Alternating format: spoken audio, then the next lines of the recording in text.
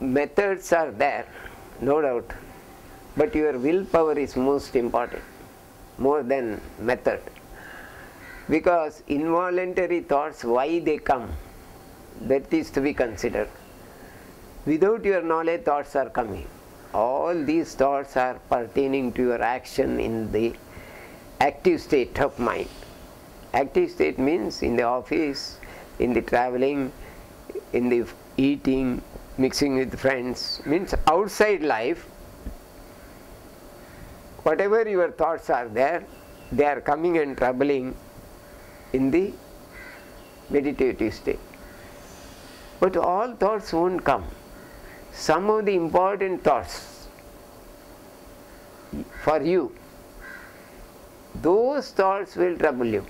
For example, if you had a strong fight with your wife, with lot of fighting, lot of suffering, you go to the office. After entering the office, your boss says, "What is this? Yesterday's account is not tallied. You have left without telling me. What is this way? I will report about you to the higher authorities if you repeat this." Already you are stressful. You shouted to your boss, "You do whatever we want. At the most what you can do, you may dismiss me. I am agreeable for that. Do it." So, in an angry mood you fought with your boss also. What is the result? Action started.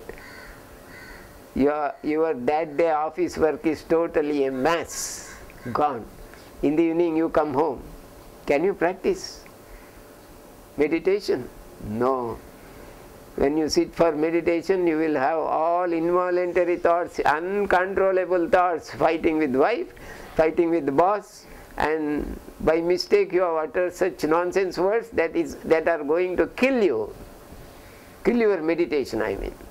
So these thoughts, why these thoughts are coming without control?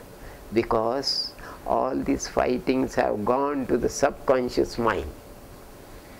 When you fight seriously with anybody, that will be, when you take any thought seriously, that goes to the subconscious mind. When it goes to the subconscious mind, you can't remove it easily.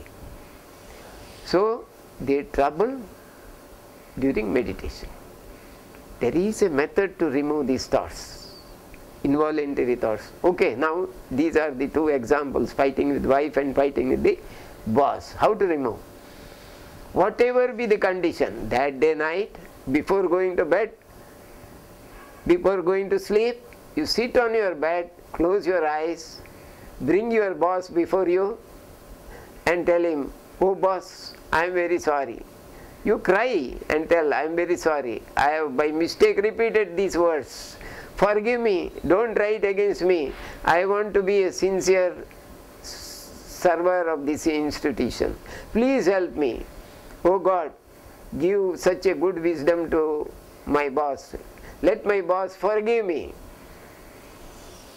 You cry, and also bring your wife before you and tell, "You are my wife, part of life, forgive me." All this is in meditation. You cry, spend 10 minutes, then close your eyes and pray, "God, give me peace, give me peace." Then enter meditation. Sometime these thoughts will come to you, then it will go, because you have kept everything before the Creator, creation, the God. Automatically you will have some meditation that day. Next day, when you go to your wife, she will be very smooth, very nice. Then immediately tell her, "Oh, you, my lovable wife, yesterday I have scolded you, please forgive me." She will say, "No, no, no, nothing wrong. It happens in a peaceful life, always happens." You embrace her, forgive her, everything is lost. All these involuntary thoughts comes to an end. This is the process. Then go to the office. Yesterday you have meditated. Your boss is changed. He will call you. He will ask you, "What has happened to you yesterday? Why you spoke like that?" You immediately tell him, "Sir, forgive me. I had a fighting with my wife. So with the imbalance of the mind, I have uttered wrong words. Forgive me. You are like my elder brother. If you don't forgive, who will forgive me? I will not repeat this mistake. Hereafter I will complete the day book and go from the office. After tallying the accounts only I will go. Then where is the involuntary thoughts for meditation? No thoughts. That day if you go back, you are happy, you will have a good meditation. So involuntary thoughts also come because of your own creation. You will never get the thoughts of Rahul Gandhi or Indira Gandhi or Vajpayee. You will get your own thoughts. So you are the creator for those thoughts. You have to recycle it by forgiveness or forgiving people. These are the methods to prepare for a meditation. Okay. Why sometimes our prayers for known person do not work and they still suffer? Here question is, our prayers for known persons. Who is the known person? Why that known person is very close to you? How much close to you? Whether he or she is as close as your own son and daughter? Whether you have prayed through mind, prayer always comes through mind. Whether you have put it through Atman body or through Anahata Chakra, then it will work. The question is, how much love we express. Suppose neighbor is there, we know only little about them. We pray for them, sit before idol of God and pray. Let the neighbor be healthy, happy. She is suffering. By telling that it won't happen, you should meditate.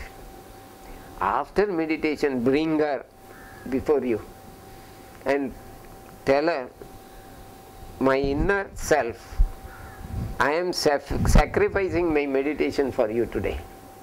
Today's meditation is for you. Oh God, entire meditation I am submitting for her sake. Let her sufferings be devolved, removed. Let her have peace and harmony in her life. You pray with total love inside. Then it will touch her consciousness. When from your consciousness that prayer comes, definitely it touches the consciousness of hers and the person who gives trouble to her, and it will be solved. Not immediately. You have to repeat the prayers every day till she is getting the peace. Are you willing to sacrifice your meditation for a month or two for the sake of another person? Question mark. If it is yes, then definitely result will come. Just one day prayer or 2 days prayer, that also through mind, will not work. It should be from real consciousness, then definitely it is going to touch. Definitely. I will tell you an example. It is my own experience. One boy came to me to learn yoga. Boy, he was age of about 22. He was sent out from his house at the age of 8 or 9 because of misbehavior in the house. Mother disliked him because he was a naughty boy. Then he started living in grandmother's house, and mother and the son were in laggards. They were always not seeing each other. At the age of 22, 23 he came to me, and he was with me for nearly 8 years. Then he was always telling, when my mother will forgive. I told him, within 6 months. Huh? For last 8 years she is not seeing my face, she is not talking to me. How within 6 months she will be already? I will tell you a method. Sit for meditation, bring your mother, touch her feet and always say, forgive me, forgive me, forgive me. And any one of these days, if you meet her in any occasion, in public, go and fall her feet, touch her feet. That's all. Forgive me, tell and come running. Remaining work, it will happen.